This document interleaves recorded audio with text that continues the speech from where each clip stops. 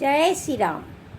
আজ মঙ্গলবার, তাই বালাজির একটা ছোট্ট ঘটনা শোনাই। বালাজি হনুমানজি একবার রামেশ্বরমে বড় বড় বড় বড় উঁচু উঁচু পাথরের ওপরে বসে চোখ বন্ধ করে জয় শ্রীরাম নাম জপ করছিলেন। এমন সময় ওনার সামনে গিয়ে পৌঁছান শনি মহারাজ।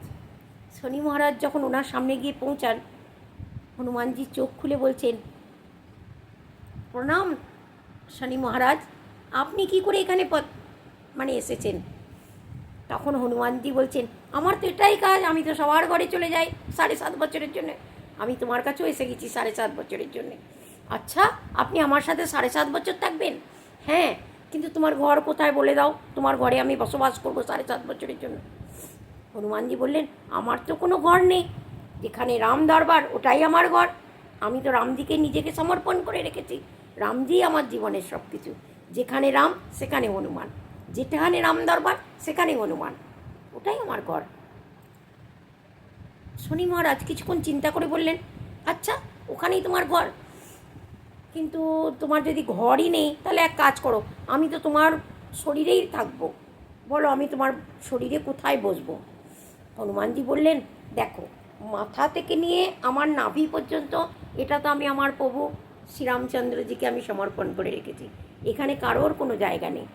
আমার নাভির নিচে তুমি কোথাও বসতে পারো। তখন বলছে, নাভির নিচে আমি কোথায় বসবো?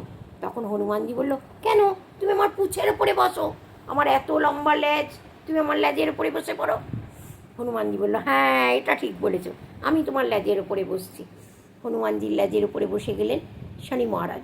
এবার হনুমানজি বললেন, দেখো শনি মহারাজ, পুরো দুনিয়াতে যেখানে আমার পুজো হয় আমি কিন্তু সব জায়গায় 1 সেকেন্ডের জন্য যাই, আমার টাইম সমস্ত জায়গায় বাঁধা আছে।